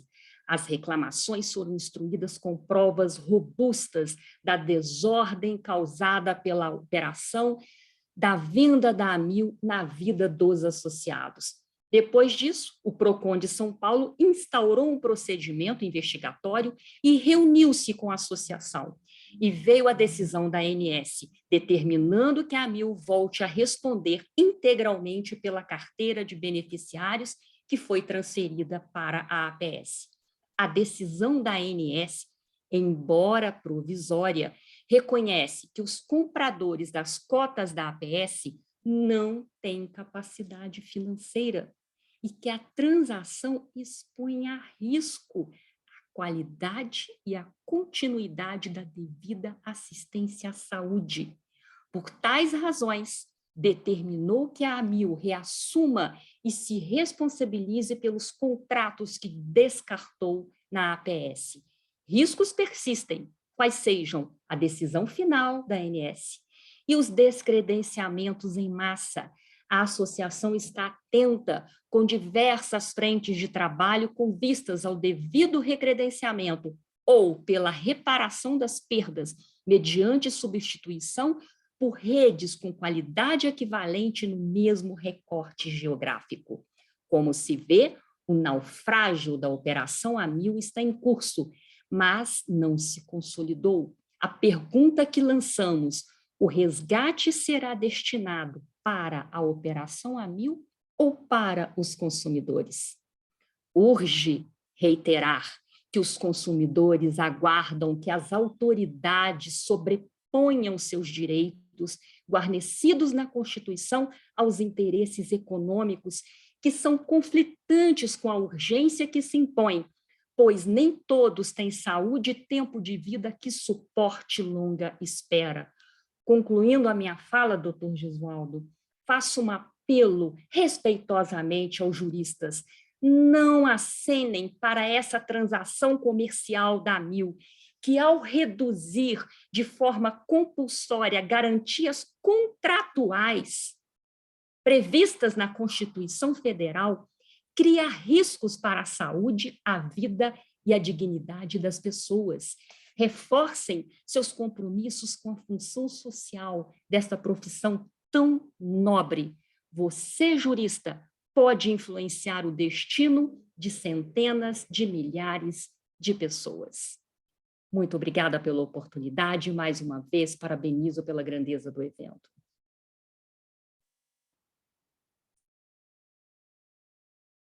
Está travado aqui o áudio, desculpa, doutora Vanusa, obrigado pela explanação. Um caso real, a gente sai da esfera meramente acadêmica, da esfera discursiva teórica, para mostrar o que é uma ação coletiva, quem são os entes legitimados, como é importante uma mobilização para a tomada de providências. Claro que existe sempre em todo e qualquer mercado aqueles que são desonestos, aqueles que agem com um vil propósito, de forma repugnante, eximindo-se de responsabilidade a fim de terceirizar a outros, né? Eu debati agora aqui no grupo com o pessoal do YouTube, muitos lembrando do caso da Paulistana, da Unimed Paulistana, mas a Unimed Paulistana, eu não diria que é um ponto fora da curva, porque vários outros planos também quebraram e muitos outros planos foram impedidos de comercialização pela própria ANS em razão do déficit de serviço que prestavam. Diferentemente do que alguns têm dito, eu não vejo na ANS tanta omissão assim, não. Eu tenho acompanhado a atuação da ANS, a ANS impõe caução de operadoras de plano de saúde, se elas mostram um desnível econômico-financeiro, existe intervenção, afastamento de diretoria, proibição de comercialização de novos planos, de registro de novos produtos. E no caso da Paulistana, ela simplesmente quebrou. E aí veio alguma outra operadora e absorveu aquilo que ela trazia, né? E evidentemente que houve diferença de valores, aí é questão de mercado. Entretanto, no caso da Mil, nitidamente, né, nitidamente houve um interesse fraudatório, um interesse fraudulento. E explico a todos os membros da nossa comissão e todos os que nos assistem aqui, a pedido do professor Flávio Tartucci, que é presidente da ESA, da Escola Superior da Advocacia, Flávio Tartucci me mandou uma mensagem e diz: nós precisamos apoiar a Vanusa como um amicus curiae. A OAB precisa atuar nesse processo como um amicus curiae, e a comissão tem que participar. No primeiro momento, nós efusivamente entramos em contato com a doutora Vanusa, nos colocamos à disposição para que a OAB atuasse junto com a AMIL, no propósito de ajudar esses beneficiários. Entretanto, existem algumas questões institucionais, não é a comissão que pode decidir isso, é diretamente a diretoria, isso foi exposto para a doutora Vanusa, e eu disse para ela o seguinte: doutora, nesse momento a gente não pode ser amicus curiae, mas estamos à disposição para pareceres, para o que for, né? Conte conosco no apoio a esta causa. E uma das formas de nós gerarmos apoio é através da convocação social. Então, nós queríamos, até pelo talento da sua exposição, que houvesse espaço para a senhora apresentar esta ação coletiva e tornar público aos membros da nossa comissão que é possível, sim, lutar contra desmandos, contra excessos, contra abusos, e se existem excessos, abusos, esses devem ser, de fato, combatidos. E como grande finale agora, nós temos aquela que é membro do Instituto de Defesa do Consumidor. Eu tive a honra, o prazer de conhecer a Ana Carolina numa reunião que nós fizemos com o IDEC, e na época o presidente do IDEC nos dizia o seguinte: a especialista na área da defesa do consumidor é a Ana Carolina, e ela é quem tem mais gabarito e habilidade para transcorrer sobre esses assuntos, né, para falar sobre isso. E desde o primeiro momento, Ana Carolina, quando nós pensamos junto com os membros da comissão, quando falávamos lá com a nossa vice-presidente da comissão, a Ellen, quando falávamos com os membros da comissão sobre fazer esse evento, e já digo a vocês todos da nossa comissão, todo mês teremos um evento diferente. No mês que vem falaremos só sobre contratos bancários, também convidando a Senacom, também convidando o IDEC, também convidando alguém da FEBRABAN, e virá alguém aqui para falar na defesa dos bancos, depois outros para falar na defesa dos consumidores, para falar dos bancos, outros 3 para falar de consumidores, e assim será sempre. Teremos depois o superendividamento e sucessivamente todo mês um evento desse tamanho, se não eventos maiores que estamos planejando e projetando. E deixamos exatamente para o IDEC, e sou testemunha aqui da grandiosidade do IDEC, um dos primeiros órgãos que nos estendeu a mão no sentido de andarmos juntos na proteção da defesa do consumidor. E eu, sinceramente, confesso a vocês que eu não conhecia a extensão, o tamanho e a profundidade do tamanho do trabalho que o IDEC vem desenvolvendo. Portanto, nada melhor do que deixar para Ana Carolina, para a doutora Ana Carolina, fazer esse encerramento para a gente. Doutora, a palavra é sua, fique à vontade. Obrigada, recebo com muita gratidão, muita honra, doutor Gesualdo, todos esses elogios. Não sei se faço mérito, mas farei meu esforço aqui. Boa noite a todas as pessoas presentes. Queria agradecer muito o convite para falar nessa discussão tão importante e parabenizo muito o doutor Gesualdo pela abertura dessa discussão em termos tão dialógicos, né? Parabenizo também a Comissão de Defesa do Consumidor pelo evento, e é uma grande honra poder compartilhar a mesa com colegas tão nobres como o Dr. Rodrigo Roca e a doutora doutora Vanusa Grelli.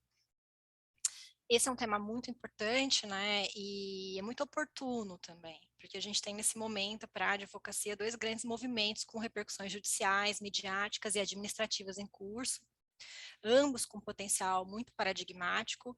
Um deles, o doutor Gesualdo já adiantou, sobre a questão da natureza do rol de procedimentos da ANS, e outro sobre a questão da transferência da carteira da Mil para a PS, muito bem apresentada pela doutora Vanusa. Eu vou, por uma questão de limitação de tempo mesmo, me ater mais à discussão da judicialização na saúde suplementar, falar um pouco sobre essa discussão que está acontecendo no STJ sobre o rol.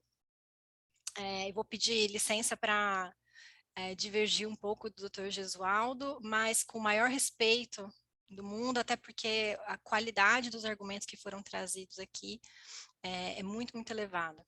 Eu queria saber se eu posso compartilhar minha tela, se eu tenho autorização. Deve, por favor. Só um instantinho.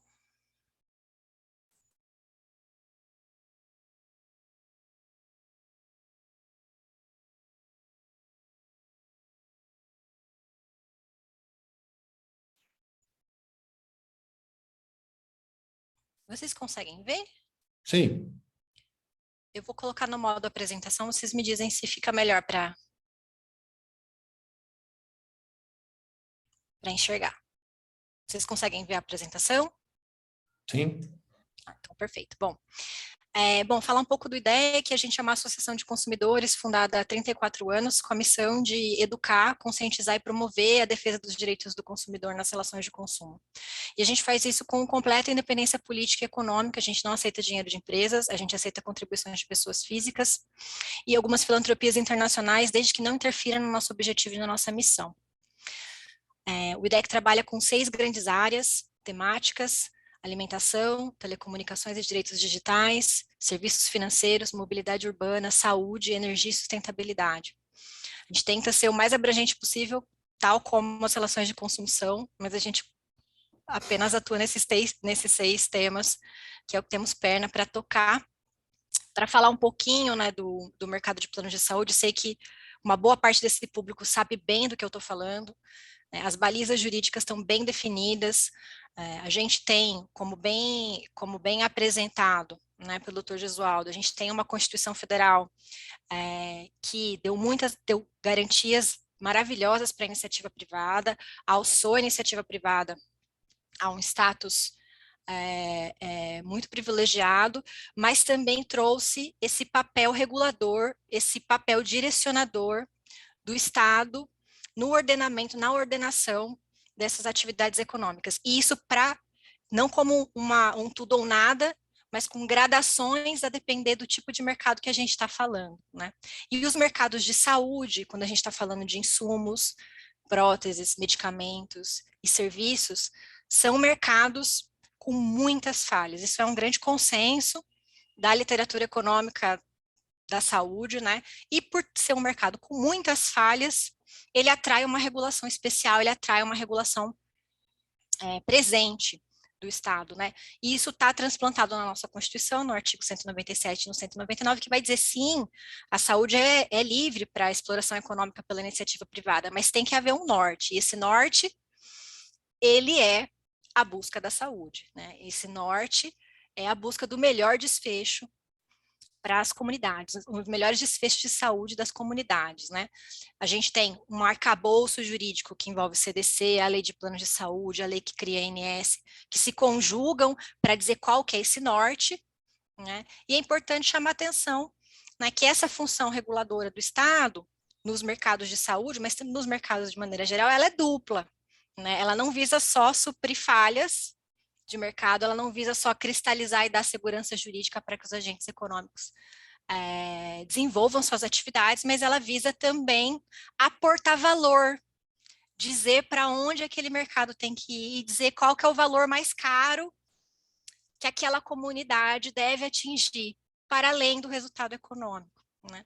E isso vem para a saúde e para o mercado de plano de saúde de uma maneira muito nítida a partir da lei de planos de saúde de 98. Por quê? Porque a gente já viveu um cenário né, em que a regulação do setor era eminentemente econômica, ela não era assistencial, ela era feita no âmbito da SUSEP, e ela era livre às empresas para que estabelecessem coberturas, atendimentos, à medida do que avaliassem como mais rentável economicamente. E a gente viveu um cenário de retaliação assistencial, de desassistência, né, e de uma situação de um mercado que não estava orientado para o cuidado, ele estava orientado para outras questões.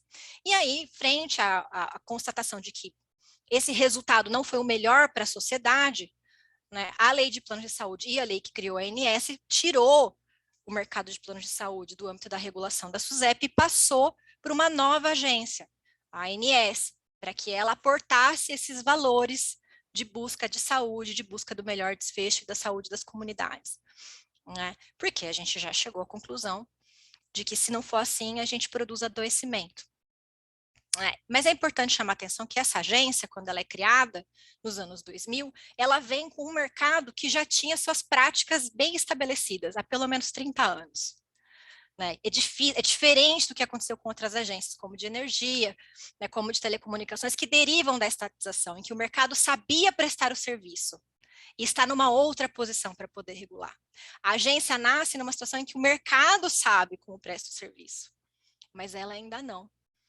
E isso tornou muito difícil para a ANS estabelecer e direcionar esse mercado da melhor maneira. Na nossa avaliação, a agência ainda está trabalhando nesse objetivo, ainda se esforça muito, mas falta muito para alcançar o nível de capacidade de orientação do mercado que seria necessário para algo que é tão relevante em termos de saúde e proteção à vida. Como a doutora Vanusa já apontou, o objeto desses contratos são contratos de adesão, são contratos cativos, ou seja, uma vez baixíssima mobilidade. Você contrata para ficar, você contrata para o longo prazo, e uma vez diagnosticada uma doença, é muito difícil mudar. Tem portabilidade? Tem resolução da ANS? Tem, gente. Mas, assim, qualquer pessoa que entra no guia ANS e coloca lá as opções para onde ir, não é um mar de opções que se tem. Se você tem plano individual e é idoso, é o mar negativo das opções, né? Então, a mobilidade dentro desse mercado do consumidor é bem baixa, né? Está melhorando, mas ainda bem baixa, né?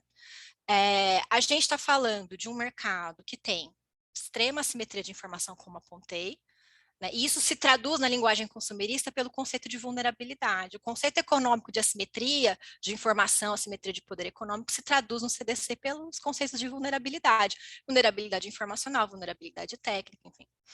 Né? Mas eu queria chamar a atenção para uma específica, né? Que é essa falta de informação e capacidade técnica do consumidor de avaliar qual vai ser a necessidade de saúde dele quando ele vai contratar o serviço. E quando ele contrata, ele não sabe o que vai precisar, ele não sabe nem que doença ele vai ter, e uma vez que ele precisa, ou uma vez que ele descobre a doença que ele vai ter, ele também não sabe qual vai ser o procedimento que ele vai precisar para tratar. Então, esse uso do plano é mediado, existe um outro agente ali intervindo, né, que é o profissional de saúde, o médico, o dentista, o fisioterapeuta, né? Então, esse uso, ele não é solto, né? Ele é mediado por um outro agente. E é por isso que quando a gente fala de cobertura em plano de saúde, a gente está falando de uma regulação, de um mercado que só é possível com uma regulação estatal que estabeleça cláusulas básicas não negociadas, que não podem ser alteradas por livre negociação. Por quê? Porque nesse caso não há liberdade.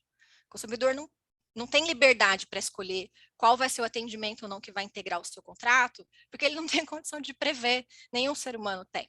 Por outro lado, quem trabalha com as comunidades, quem trabalha com os usuários, tem os dados e consegue fazer essas previsões. Então, nessa distribuição de responsabilidade, quem tem condição de prever é o fornecedor.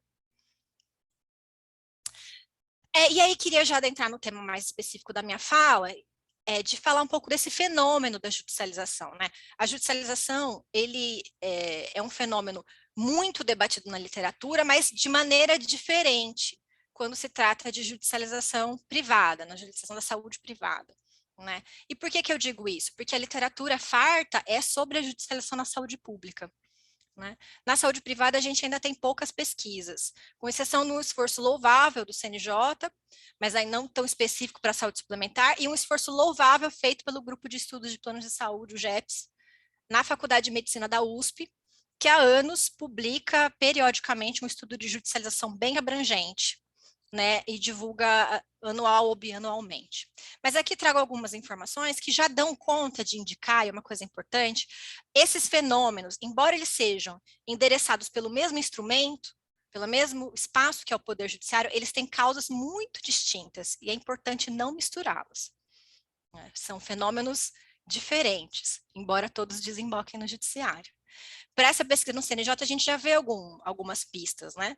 De que a gente tem um aumento, né, na judicialização de primeira instância, maior do que a judicialização de maneira geral, temas principais gerais para todo mundo, órteses, próteses, medicamentos, né?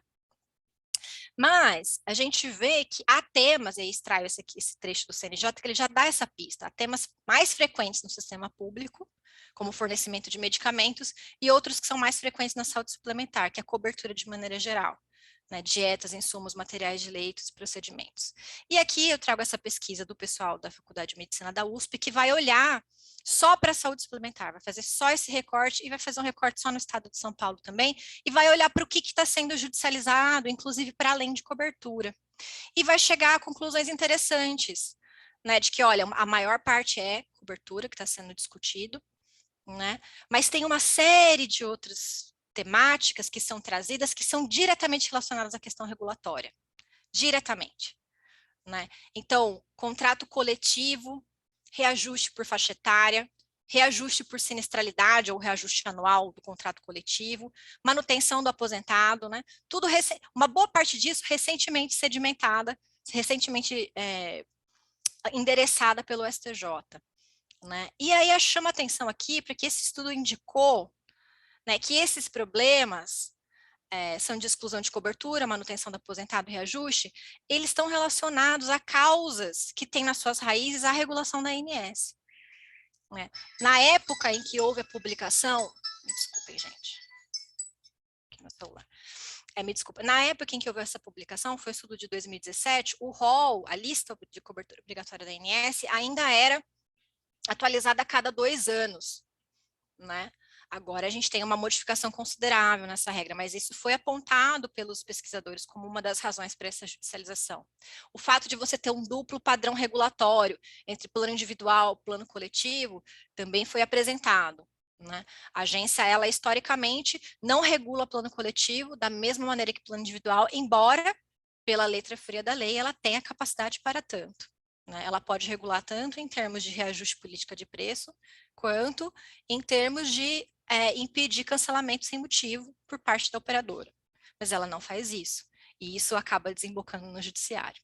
Então, percebam que quando a gente olha para a judicialização no SUS, a gente está olhando para uma prestação, para um medicamento em discussão sobre fornecimento de medicamentos, mas quando a gente olha para a saúde suplementar, o ecossistema é um pouco diferente. Né? Para chegar um pouco à conclusão, de que, primeiro, né, judicialização não é problema, é sintoma de uma série de ou falhas de política pública, de um lado, ou quebra de contrato, ou descumprimento, em alguns casos, né, vai acontecer. E como bem disse o Dr. Gesualdo, quando a gente está falando de prescrição médica, a maioria dos médicos que prescreve está prescrevendo com evidência, está prescrevendo querendo atender melhor o seu paciente. Mas, enfim, e aí, o que mais, quando a gente está falando de causas para essa judicialização, o que pode estar nessa causa, né? E especialmente considerando que a judicialização foca muito em cobertura.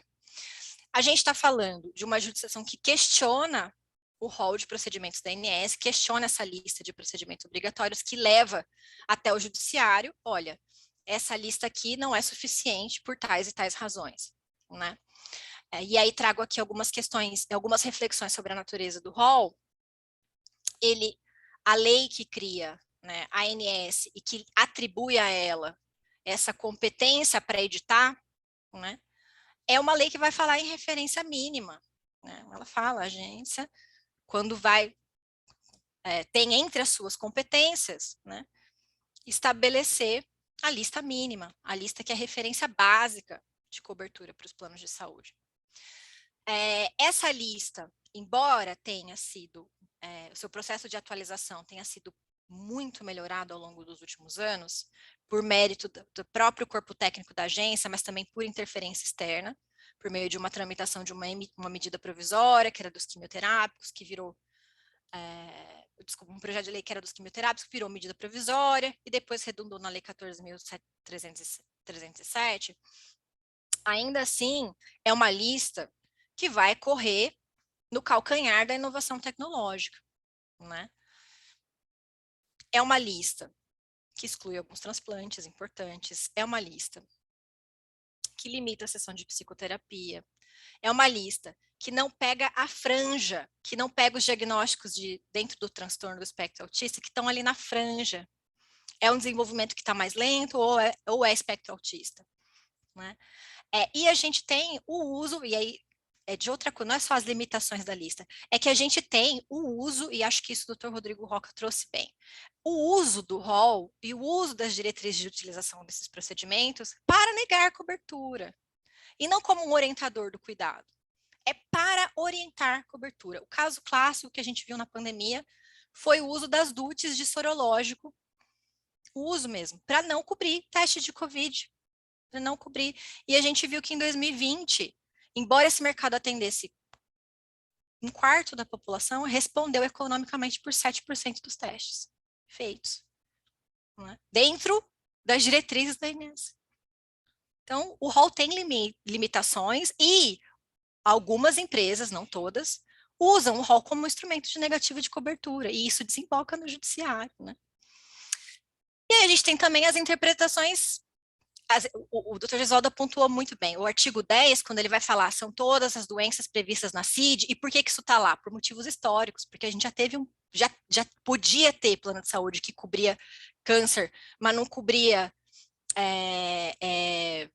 diálise, isso já existiu, né? Então a lei vem para dizer, não, todas as doenças, né?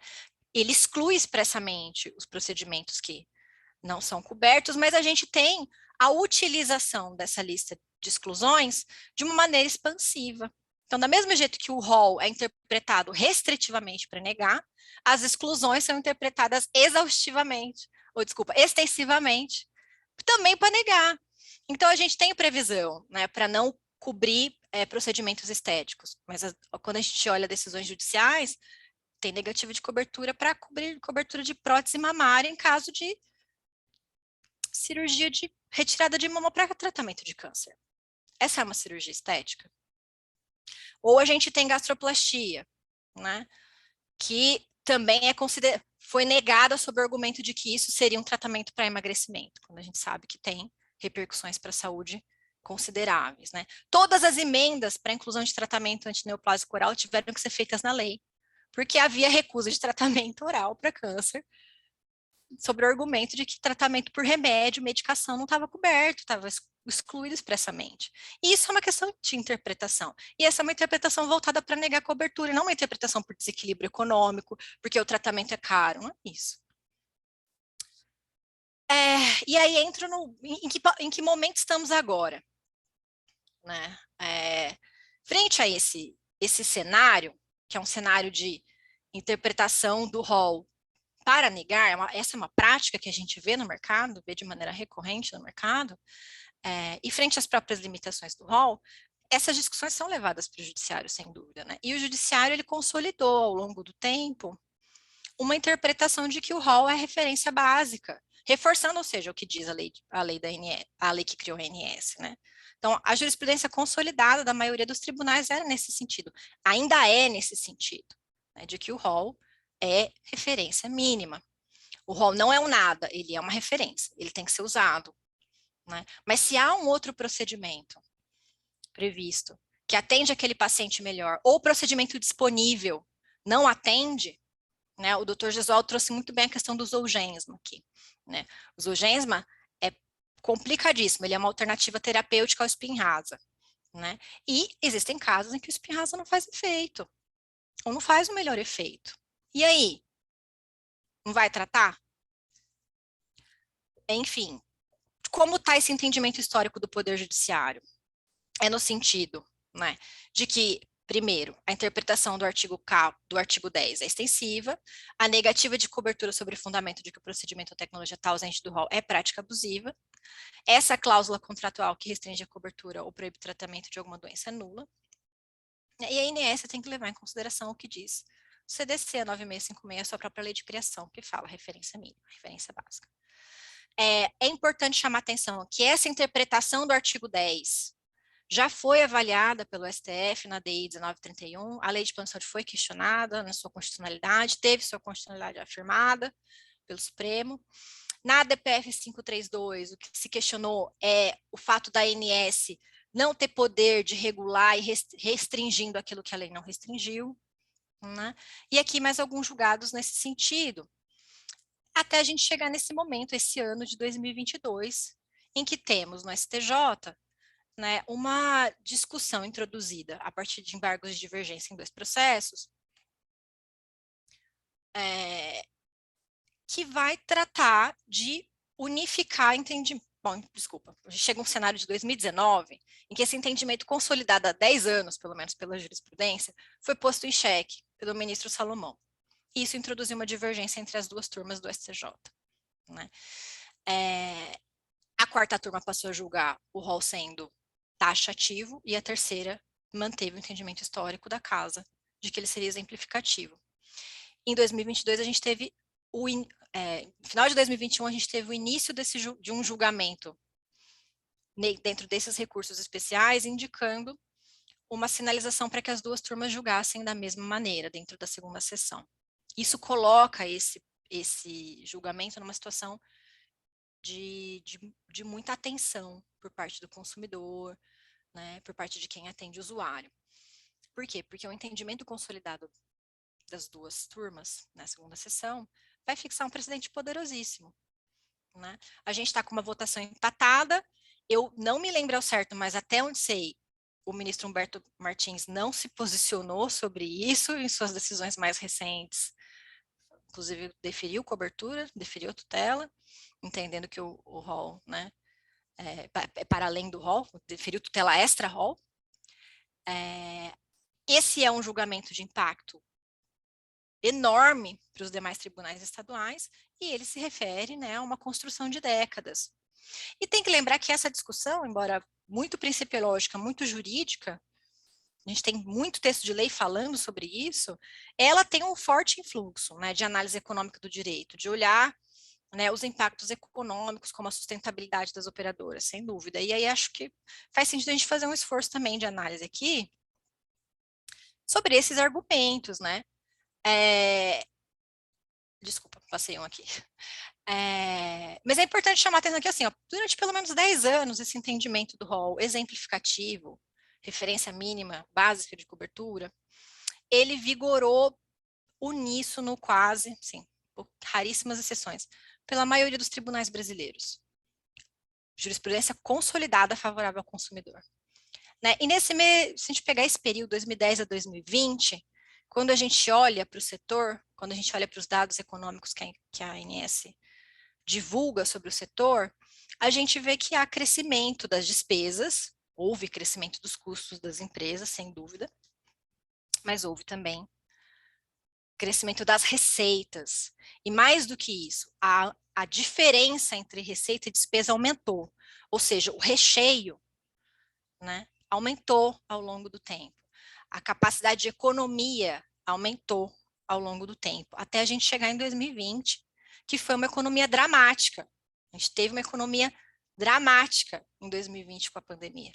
Né? Mas só para terminar o raciocínio, quando a gente olha os dados da agência globais do setor, eles não respaldam a tese de que tem um desequilíbrio econômico aqui. Pelo contrário, os dados mostram que o mercado vai muito bem, obrigado. Isso quando a gente olha só para a receita que é arrecadada dos consumidores.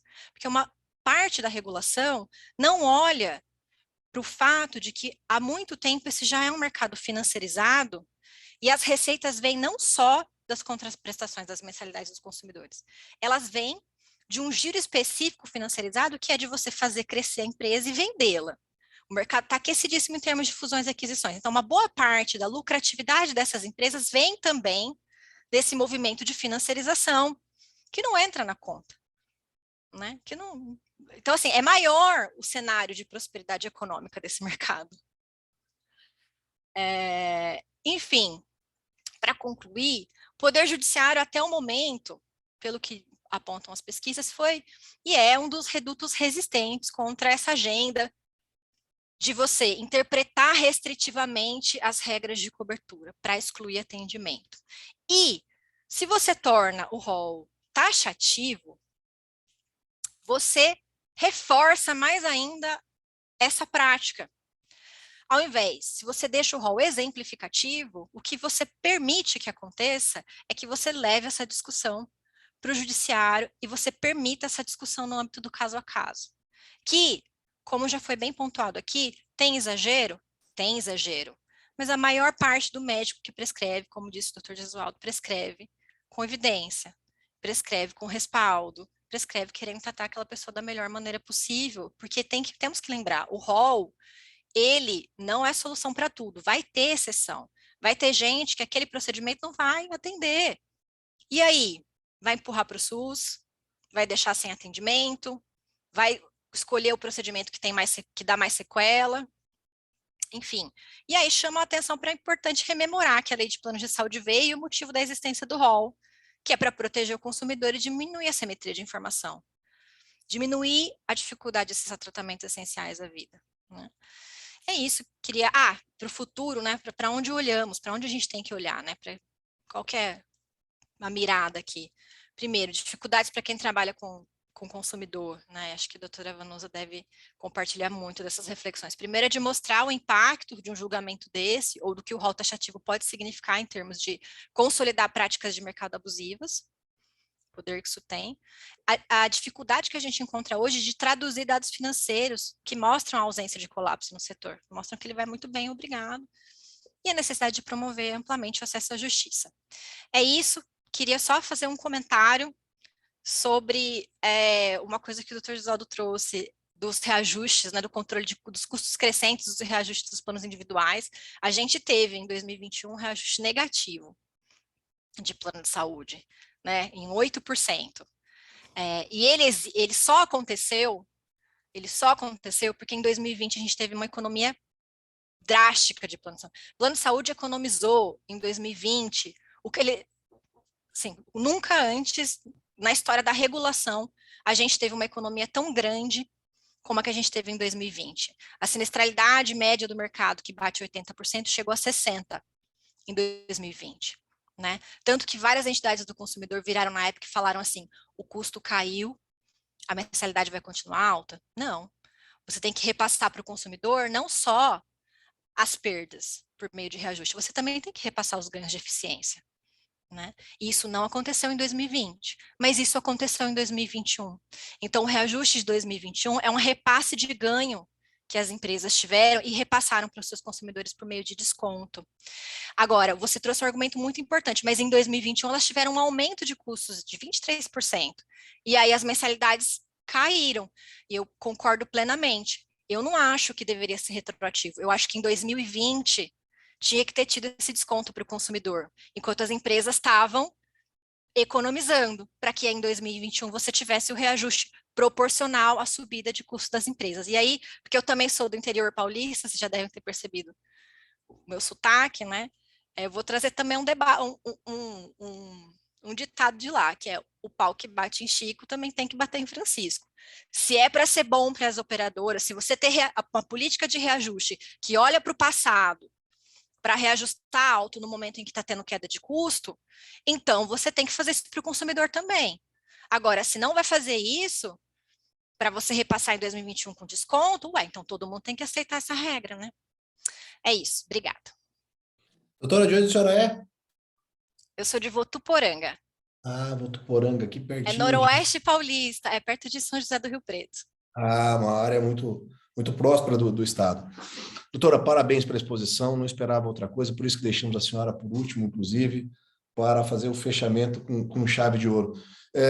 Deixa eu ver se tem alguém no YouTube aqui para fazer alguma pergunta para as doutoras em especial. Mas desde já quero dizer que, comum com muitas opiniões da senhora, discordando de outros, o que é elementar num debate desse, o Ricardo Bueno está perguntando como ficará o certificado, o pessoal da comissão vai entrar em contato com vocês, os planos de saúde subiram muito, doutora Ana, nosso respeito e admiração por ponderações tão pertinentes, está dizendo aqui o autismo legal, mas uma prova de que bancarrota não faz o menor sentido, com todo respeito. Eu só ouso discordar de alguns pontos trazidos aqui, doutora. A gente faz uma reunião, por exemplo, do grupo Unimed, tá? O ticket médio do grupo Unimed é de 73% a sinistralidade, é muito alto no sistema, é muito alto, e agora, nessa época de pandemia, aumentou ainda mais. Um ticket médio de equilíbrio tem que ser 70%, né? Dizem, um ponto de equilíbrio de modo a poder gerar algum fluxo de caixa. 73% já passa a ser preocupante. Mas mais preocupante ainda, da sua fala com a qual comungo, e que muita gente está dizendo aqui, inclusive a Itla, é o seguinte: quem não está no mercado, bem que quebre, que feche, isso é perigoso. Por exemplo, a senhora está dizendo o seguinte: está muito aquecido o mercado de fusões. E essas fusões que deveriam ser controladas pelo CAD, principalmente, essas fusões vão levar um oligopólio logo, logo.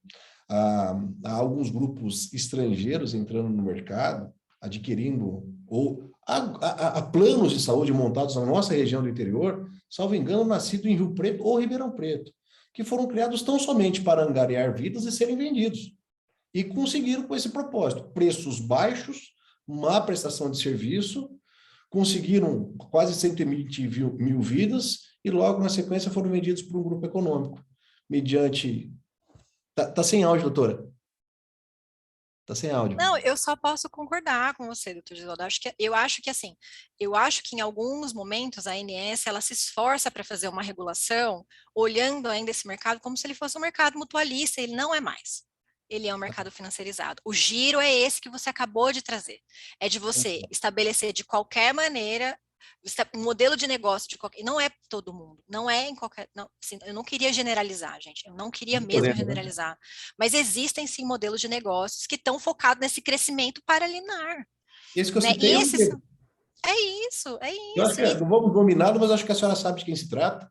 É um grupo formado aqui no interior, que foi montado tão somente por um cara que era especialista em plano econômico, que estava por detrás dessa agenda, né, desse modelo de negócio, e inflaram, conseguiram 120 mil vidas, encheram o bolso de dinheiro, e tem a maioria das vidas, inclusive nós aqui, perdemos algumas vidas para esse plano, e todas elas estão voltando, pelo péssimo atendimento que foi prestado, pela dificuldade de médicos credenciados, de especialistas e por aí afora.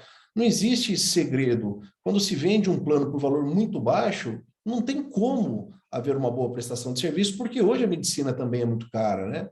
E eu acho que é consenso entre nós. Nós precisamos aqui procurar um equilíbrio. O equilíbrio significa dizer não enriquecimento imensurado de um plano de saúde, ninguém quer isso, ninguém busca isso, e tampouco o empobrecimento do beneficiário, né? Mas é uma questão de mercado. Se o plano não é autossustentável, ele vai fechar, ele vai quebrar, ele vai deixar vidas sem atendimento, e gera um problema que muita gente detectou aqui, muita gente falou da Unimed Paulistana. A senhora chegou a acompanhar esse caso da Unimed Paulistana? Que transtorno que foi a Unimed Paulistana? E ali foi um misto de má gestão, de inflação de custos, enfim, de outros métodos talvez não muito republicanos, né? Mas que debate interessantíssimo que nós tivemos. Que gratidão pela sua apresentação. Aliás, fica a dica, né? Uma apresentação já típica de um artigo científico. Deveria publicá-lo, e fica aqui o convite para uma parceria nesse sentido. Adoraria sorver desse conhecimento e a gente publicar algum artigo aí em 4 mãos, porque apesar de profissionalmente defender algumas ideias, né, a gente sabe que o debate tem que ser acalorado, evidentemente, mas há pontos de confluência e pontos de convergência de opiniões que são muito claros, muito nítidos. Doutora Vanusa, a OAB de São Paulo, através da sua Comissão de Defesa do Consumidor, está de braços abertos, e, aliás, já lhes apresento uma outra, conte com o IDEC também. O IDEC, com certeza, seria um parceiro muito importante nessa batalha que vocês travam agora, com essa ação, que já ficou conhecida, inclusive, por nós aqui da comissão e também pela ESA, como a Ação A1000, como a Associação A1000. Parabéns a todos vocês e aqueles que nos assistem, que nos ouvem, principalmente aqueles que são membros da nossa Comissão de Direito do Consumidor. Todo mês a ideia é que nós façamos um debate dificilmente com uma envergadura dessa como nós tivemos, porque superou todas as expectativas, mas outros também de boa qualidade serão trazidos. Vamos ver aqui alguns comentários antes dos nossos encerramentos. Ricardo Bueno, eles passaram um link logo no começo, Karina Grazina, a Érica está dizendo assim, muito boa essas reflexões, a Viviane Landim, os planos teve o trimestre dos sonhos da pandemia, não concordo mesmo, muito importante esse debate, obrigado, Ana, Ita Araújo, as terapias foram suspensas na pandemia, enfim, vários elogios aqui, boa colocação, doutor Gesualdo, desconfiar dos valores baixos, Suzeli, debate ótimo, certeiro, sim, operações busca enriquecimento. Bom, não há nenhuma pergunta adicional, e deixo a vocês as últimas considerações, o doutor Roca já teve que nos deixar, mas a palavra é de vocês, fiquem à vontade, e Ana, é sério o convite, vamos pensar nesse artigo científico, seria um prazer poder publicar alguma coisa com você. Doutora Vanusa, quer falar alguma coisa, doutora Ana?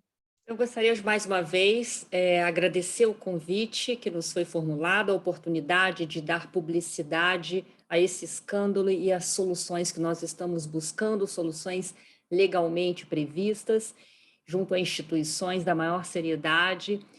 Inclusive, doutora Ana, gostaria de marcar uma reunião com a senhora. Nós passamos um ofício para o IDEC, então gostaria muito de conversar sobre isso, né?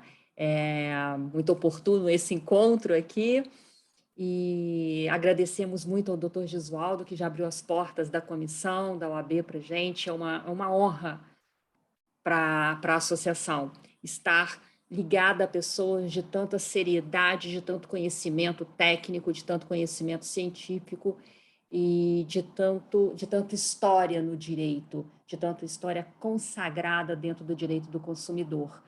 E agradecemos imensamente pela oportunidade e parabenizamos a organização e a todos os palestrantes.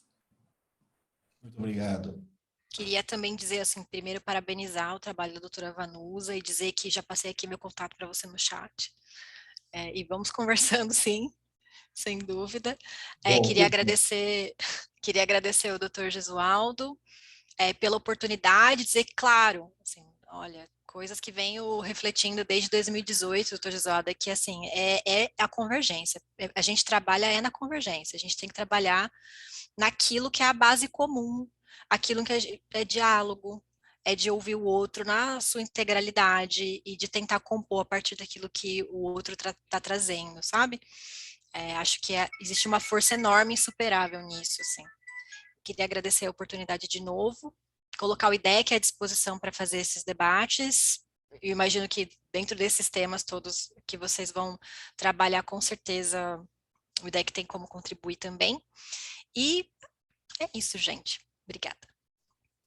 Muito obrigado a todos também que nos assistem, o pessoal da nossa secretaria, muito obrigado a vocês, obrigado Fabiana, obrigado Iago, por disponibilizarem todo esse apoio técnico a nós. Gente, obrigado demais, lhes convidaremos para as próximas, e nosso próximo tema será exatamente sobre contratos bancários, e agora procuraremos trazer alguém da FEBRABAN para falar do lado dos bancos, e depois alguém da Senacom, alguém do IDEC, e alguém de alguma associação de defesa dos interesses dos consumidores também do sistema financeiro.